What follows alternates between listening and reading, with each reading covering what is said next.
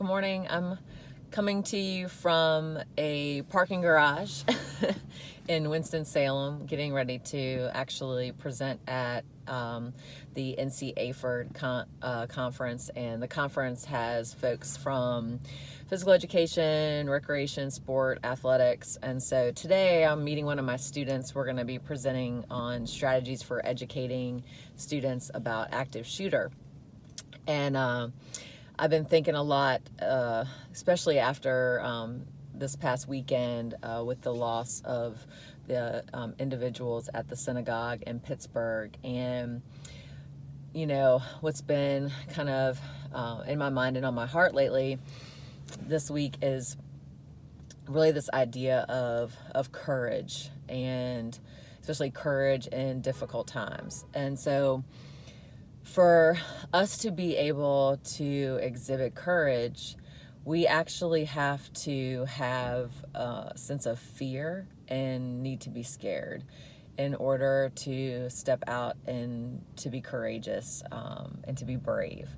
And so I guess I've just been thinking a lot about just overall about the past 11 years with the shooting at Virginia Tech and just the complexities of the issues related to active shooter situations.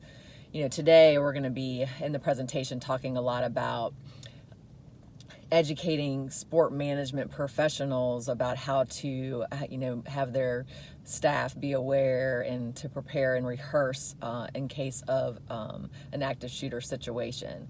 So some of it's related mostly to protocol.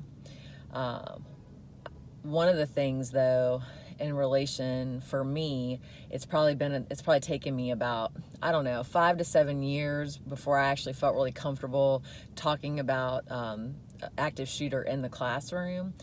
And I think from my class yesterday, the end of my class yesterday, as well as going and voting early yesterday, there were some things that I really wanted to make sure that I addressed with my class. There are definitely protocols in regards to people being able to respond. We talk a lot about run, hide, fight. You know, you run if you're not that close to the shooter. If the shooter's within your vicinity, you try to hide and block yourself into a room, to actually fighting if you find yourself with a shooter in your classroom or at an event or whatever the situation might be. You're going to do whatever you can do to get out of that situation. And our children, when I've talked with to Kaylin about this, my son, their reaction is, yeah, they know exactly what that drill is. So it's important for us to have those drills to just make people aware of their surroundings. So today we're really focusing on awareness. However, I talk with my students about 3 ways that we look at having dialogue and making decisions, and those are from a rules, ends, and care perspective. Rules really focusing on what is the law, the regulation, currently what needs to be changed, what things are happening, coming from a rules perspective. Ends is focusing on, okay, what's the outcome? What's the outcome that we're hoping to achieve with how we solve these challenges with active shooter. And then care is the idea of what is it that people need, if that's the participants, fans, your staff, you as an individual within those situations. So after another shooting this past weekend, I brought to my class that even within the sport management field or recreation field or any field, we do need to be prepared and aware, and that was what our focus was within the course. However, as a future professional and person who is looking at best practices within the industry, it's very important to be paying attention to how policy and law will impact the work that we do. And I talked with them, active shooter is, yes, the preparation part, but there are many layers of the complexity, from looking at gun laws, looking at mental health, looking at how we share information through media, social media, to work related to equity, diversity, and inclusion, and focusing in this sense of how these incidents are happening related to hate crimes. And so I guess for me is that it's hard to have these conversations, but any of us, no matter what our values and our views are, a lot of times we tend to come to the problem from one of those lenses. We might go rules, I'm focused on this law, or I don't want to lose this right, or whatever that law is. And then some of us will be like, well, this is what the outcome needs to be. We need to have, teachers with guns in their hands at school, and da da da da, whatever, or how are we going to have less shooters? And then care, the idea of praying and coming together for community, or looking out for how you're going to handle a situation to keep your students safe and to keep other people safe. The thing is, with the complexity of these problems, is that if, a lot of times we don't bring people together from all of these different lenses, and our difficult challenges with problems really need to come from a rules, ends, and care perspective, and looking at these problems from all perspectives.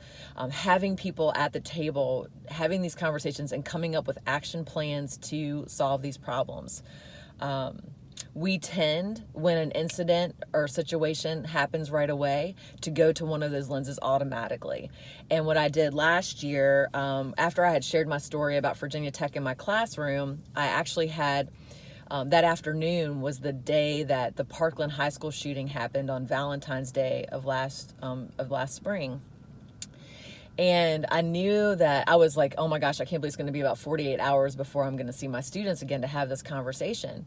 And the first thing we decided to do was when they got back into the classroom, I was like, I know we're all having some strong feelings and things about what we're thinking about what just happened. And so I actually had the students reflect for about 15 minutes they could pick which perspective, if they wanted to focus on a rules perspective, if they wanted to focus on an ends and outcome perspective, or a care perspective, and just to let all of that flow out.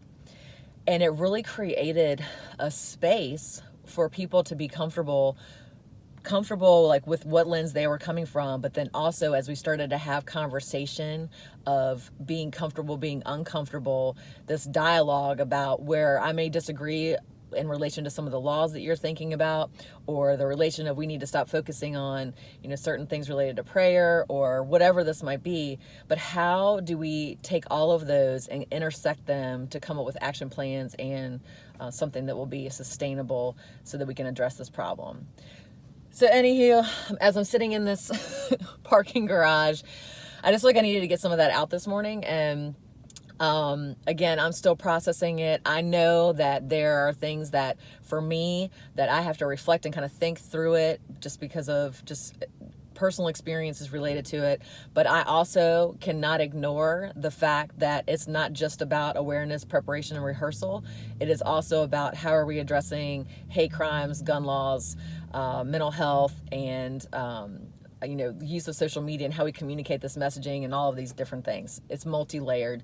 So what I would just say is, if you feel fear, that I hope that you can think about how can you ignite the courage to be able to have these difficult conversations and to be able to take action.